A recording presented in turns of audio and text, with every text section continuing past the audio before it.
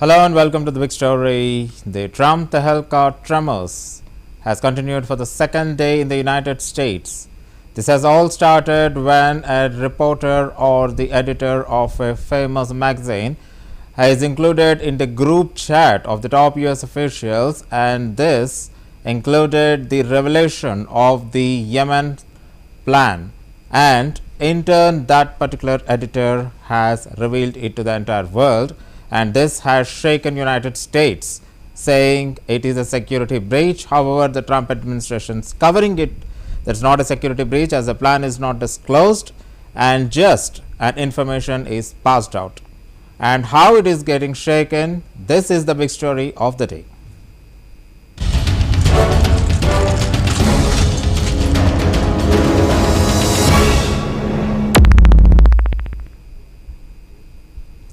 The disclosure by the Atlantic of further devastating messages from the Signal chat group used by Trump administration's most senior security officials has nailed the lie that nothing that threatened the safety of the US servicemen and women were shared in the group.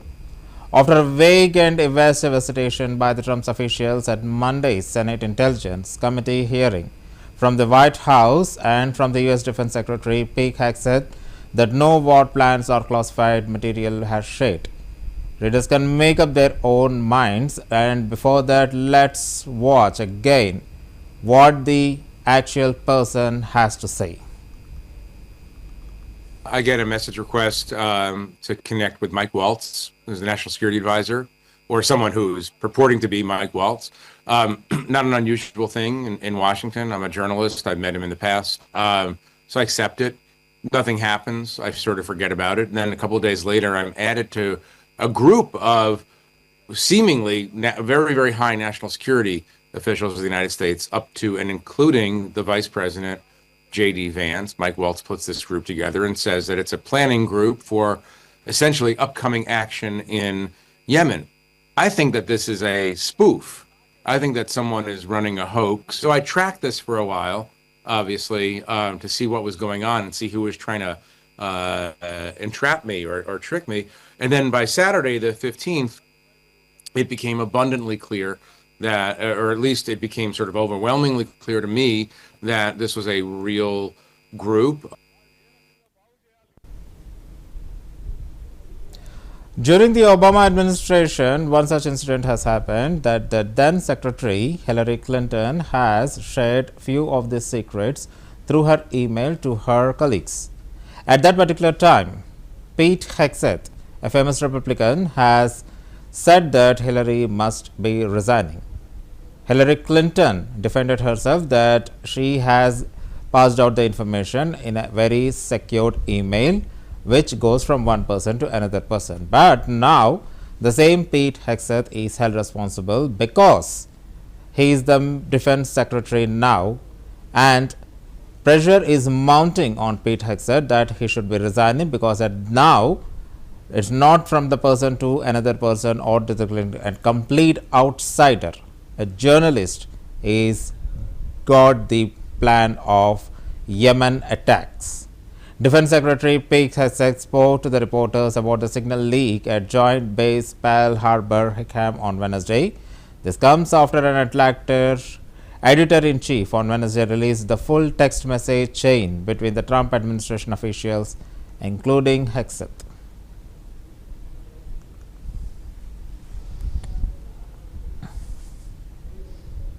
Forward deployed with the troops as the Secretary of Defense is a good day.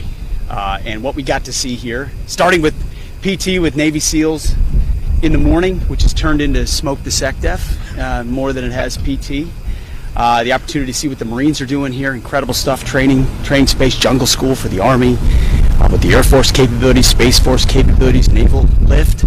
It's all here, and it's all a reflection of America's commitment to the Indo-Pacific and the Trump administration's focus on ensuring that we are doing everything we can to deter conflict with the Communist Chinese, who we don't seek conflict with at all.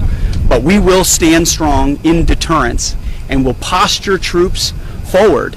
That's why we're going out to Guam and to see our friends in Japan and the Philippines. We're posturing forward talking and meeting with commanders who have the capabilities that understand the AOR, talking to friends and allies, and in that, it doesn't get any better than watching troops in action, which is humbling and an honor for me. So it's been a great day here, and we look forward to many more ahead on this trip as we institute, sort of live out, try to showcase the pivot that President Trump is putting toward the Indo-Pacific, making sure we're properly focusing and prioritizing where we should on peer adversaries to stand strong and reflect deterrence. Reestablishing deterrence is part of what President Trump has compelled me to do, in addition to restoring the warrior ethos and rebuilding our military. And reestablishing deterrence is a big part of why we're here. Happy to take a couple of questions. Mr. Secretary, thanks. First of all, thanks so much for having me on the trip. That helicopter.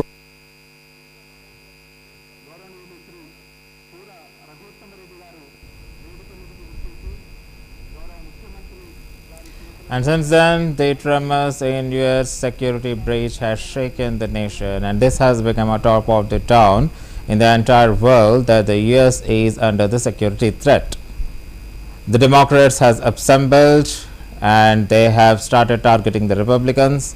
The top officials has to face the Senate. They were grilled by the Senate, and entire thing has happened on the first day, and it has continued even for the second day also.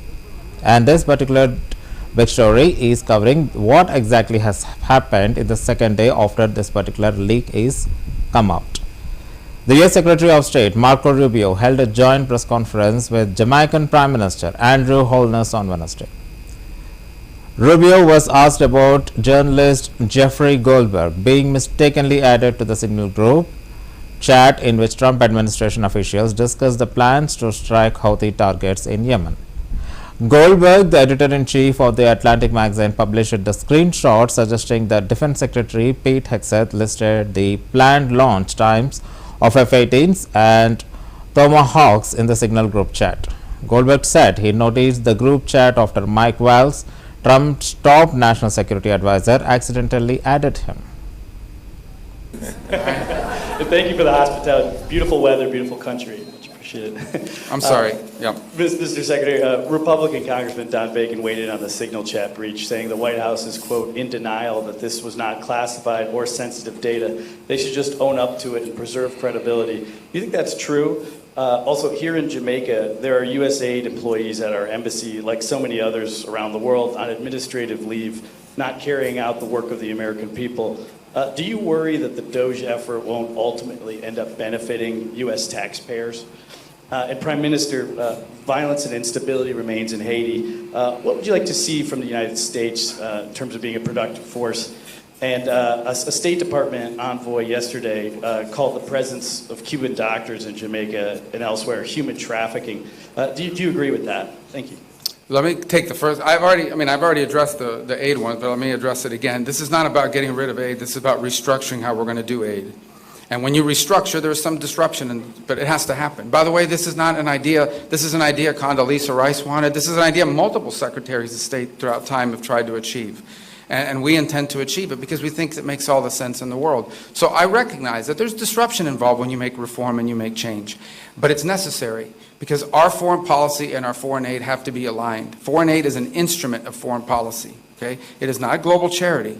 Jamaica's not asking for charity. They're asking for development assistance so they can become stronger at their security needs and the other things of this nature. That's what they're asking for. They're not asking for a handout. They're asking for a hand up, help to build their capabilities so that they become a self-reliant partner and, frankly, could end up and already are helping other countries. And Jamaica now is contributing to the effort in Haiti as an example. So these are the kinds of things we want to see in our foreign aid. So look, our goal was not to disrupt anyone's life. Our goal was to restructure the way we deliver foreign aid so that it is aligned with our foreign policy and with what we're trying to carry out at our respective missions around the world. On the first question, let me just say on the Signal thing. This thing was set up for purposes of coordinating how everyone was going to call. You know, when these things happen, I need to call foreign ministers, especially of our close allies. We need to notify members of Congress. Other members of the team have different people they need to notify as well. And that was the purpose of why it was set up. Obviously, someone made a mistake.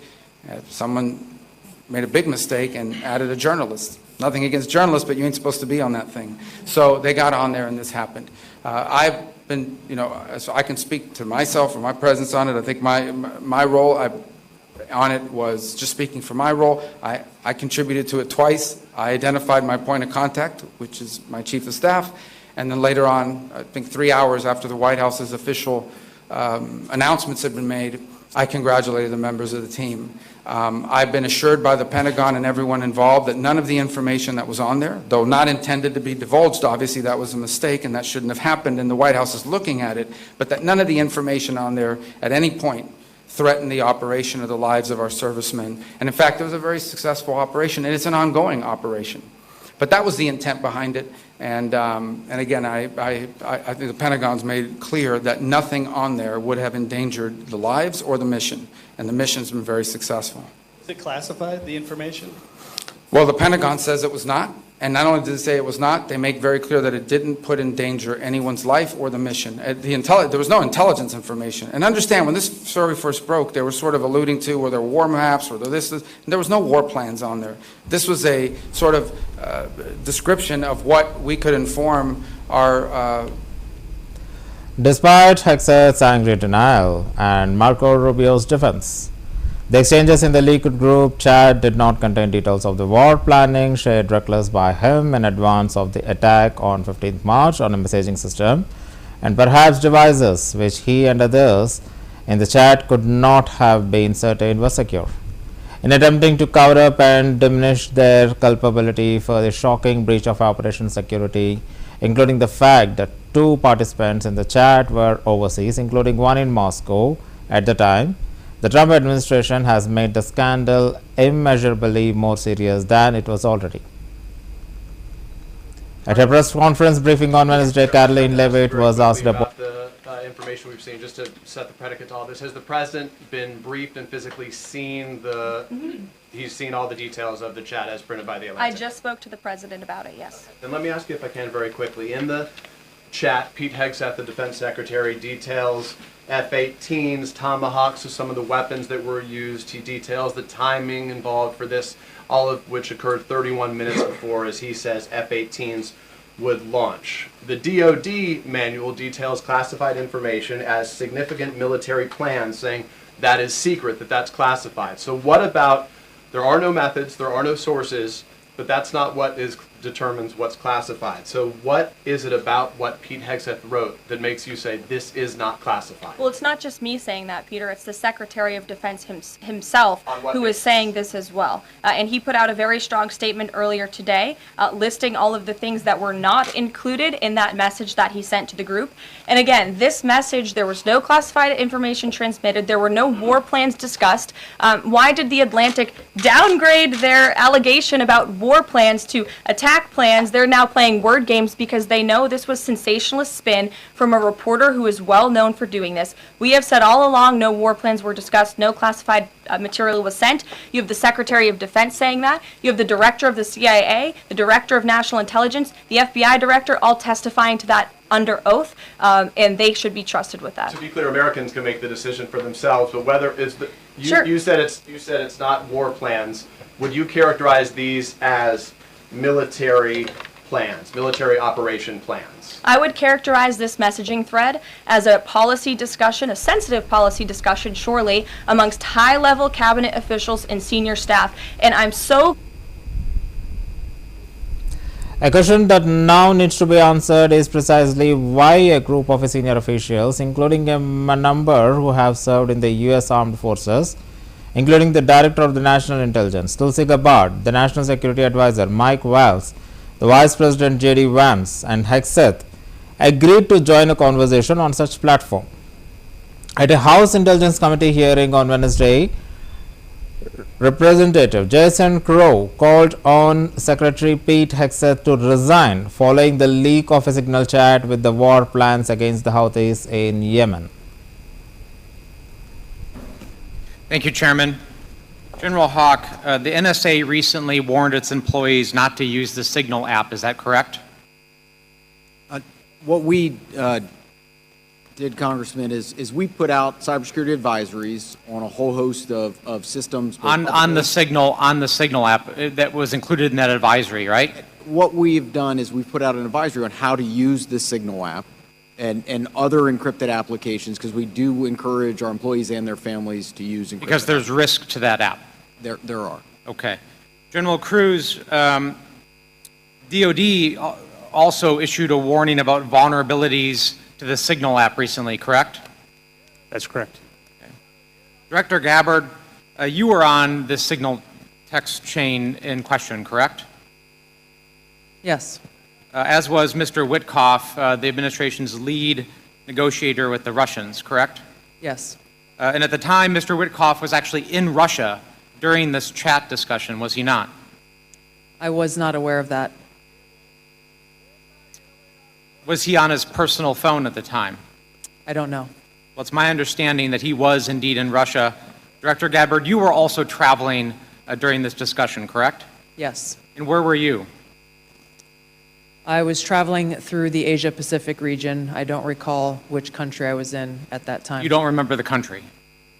I'd have to go back and look at the schedule. Director Gabbard, I want to direct your attention again to the text chain where it says, just confirmed with CENTCOM, we are a go for mission launch. Wednesday's House Intelligence Committee hearing saw Donald Trump's security team face a grilling over their claim that no classified information was leaked to the Atlantic editor, Jeffrey Goldberg, who was mistakenly added to a Signal chat that discussed a military strike on Yemen's Houthis.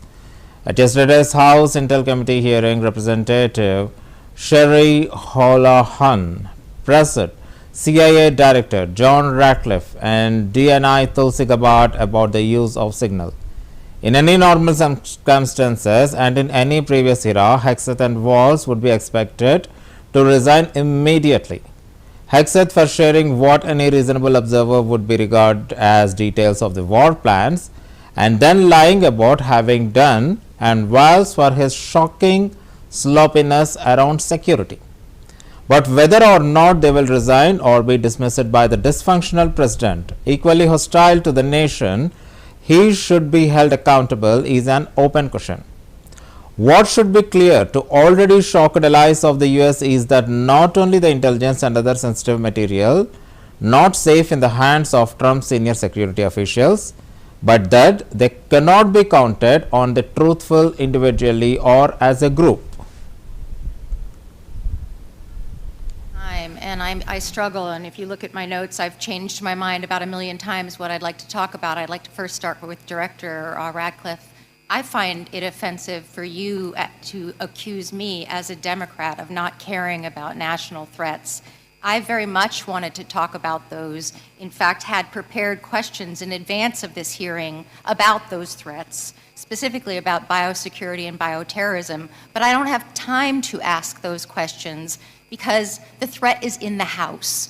The threat is across the dais, and I need to ask these questions. It's my job to ask these questions of you.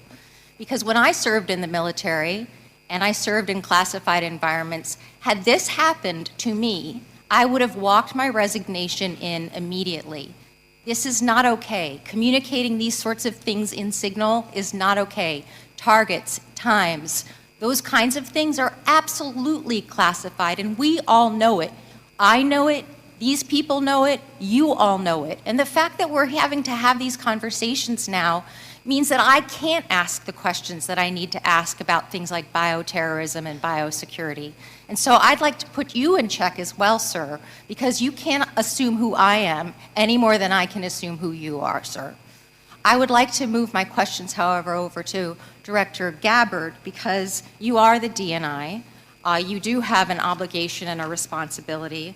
I'm going to speak to you specifically about the fact that you have spent much of your 40 days talking about the importance of making sure that we don't reveal classified information, making sure that we don't leak information. You're a former battalion commander in the Army. I don't think that you would have necessarily appreciated the kind of leaking of information that I believe absolutely did happen in this Signal channel and is worthy of a further investigation. In fact, this committee established something called 50 U.S.C. 3235A, and this committee, on a bipartisan, apartisan basis, requires you, the DNI, to swiftly notify Congress and the Intelligence Committee if you're aware of any sort of significant unauthorized disclosure or compromise of classified information, which I would argue this has all of the markings of being that. And so if you, as the DNI, see such a thing anywhere within your organization's purview, you have the obligation to begin an investigation to report back to us on that. Would this seem to qualify to you as something worthy of that investigation? Thank you for your question, Congresswoman. In this situation, Secretary Hegseth has the Yes or classification no? and You are the declassification DNI. authority over DOD information. This chat did not have the auspice of being a DOD chat. There's no such thing as labeling it as DOD. This was a chat amongst a great variety of people.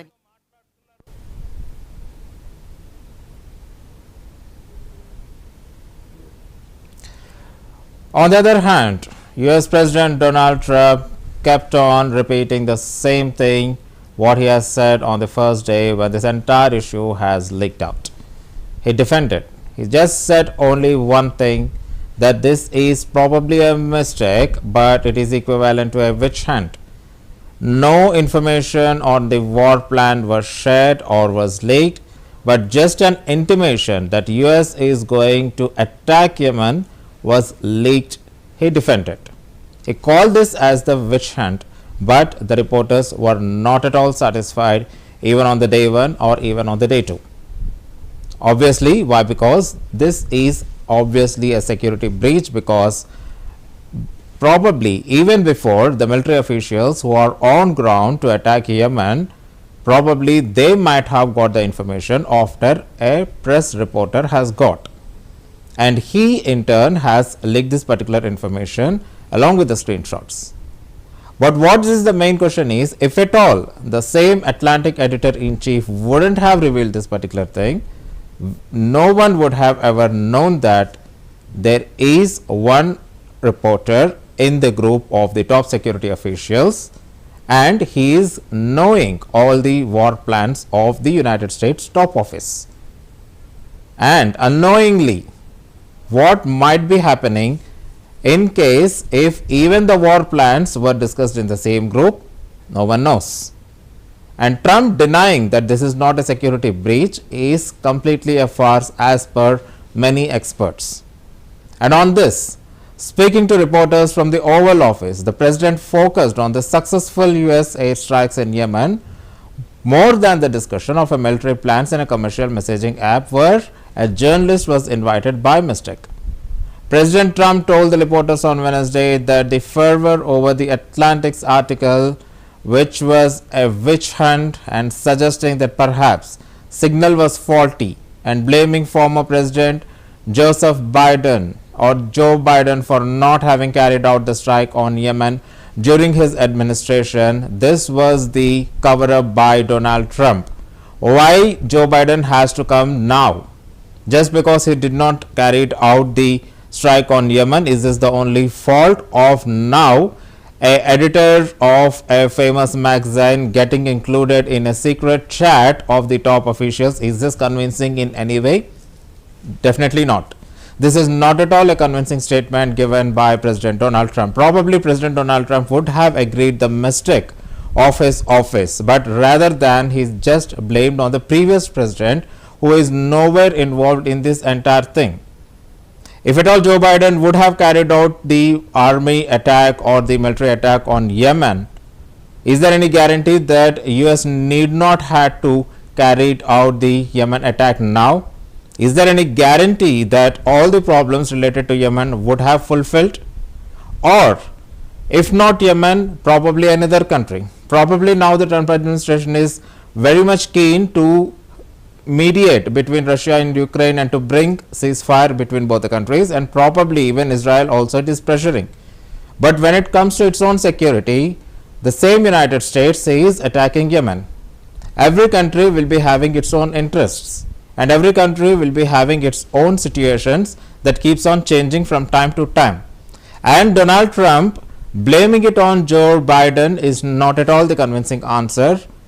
Whether Trump is supported because of the mediation between Russia and Ukraine or because of the mediation between Israel and Hamas, but Trump would have simply agreed that his office has done a mistake, would have closed this particular issue, because on the other hand, the Senate is grilling the officers team. Why Trump is defending it's only one thing, because Hegseth, as I mentioned previously, has demanded the resignation of Hillary Clinton, then now is at defense, and Mr. Trump is completely on the defending a term, and Mr. Trump has insisted that no classified information was shared among the members of the group, including the editor of The Atlantic, Jeffrey Goldberg, and this was uncommon for the members of the government to use the Signal for official business. But what exactly is the issue that why the editor has included is remaining unanswered. Who has done that, why, and for what purpose? No one is still giving the response, and this is the big question that probably no one is answering. More accountability and not downplay what's happened with Signal that we've seen in these messages today. Well, I don't know about downplaying. The press upplays it. I think it's all a witch hunt. That's all. I think it's a witch hunt. I wasn't involved with it. I wasn't there, but I can tell you the result is unbelievable, because the Houthis are looking to do something. They want to know, how do we stop? Can we have peace? The Houthis want peace because they're getting the hell knocked out of them. Do you still believe nothing classified was shared? Well, that's what I've heard. I don't know. I'm not sure. You'll have to ask the various people involved. I really don't know. Senate Republicans have said that they have formally asked the administration for an Inspector General report on the Signal issue. Will you agree to that? It doesn't bother me. I don't know. I want to find if there's any mistake, or if Signal doesn't work. It could be that Signal is not very good. It's a company. Maybe it's not very good. I think we'd rather know about it now. Well, yeah, Mike Waltz, I guess he said he claimed responsibility, I would imagine. Had nothing to do with anyone else. It was Mike, I guess. I don't know. I was told it was Mike.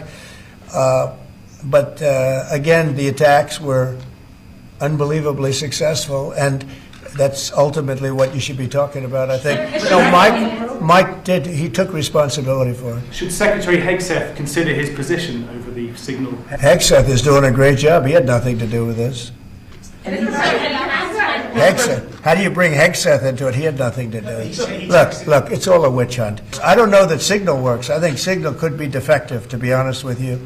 And I think that's what we have to, because you use Signal and we use Signal and everybody uses Signal, but it could be a defective platform. Since the editor-in-chief of The Atlantic revealed he had been inadvertently included in the group chat of the top US officials, senior members of the Trump administration have offered a series of shifting, sometimes contradictory and often implausible explanations for how the episode occurred and why say it was just not that big deal. The Director of National Intelligence, Tulsi Gabbard, has apologized in the Senate, and adding Jeffrey Goldberg to join a Signal group is definitely a mistake. She has agreed. Tulsi Gabbard told the members that it's indeed a big mistake. But is apology sufficient? And what happens next? Will it lead to resignation, or will it lead to a pressure mounting on the Trump administration? And how Donald Trump is going to deal the indigenous matter, where he is dealing the international matters before assuming the office? Let's wait and watch. For now, this is the big story, and I am Sandeep signing off. Keep watching CVR News English.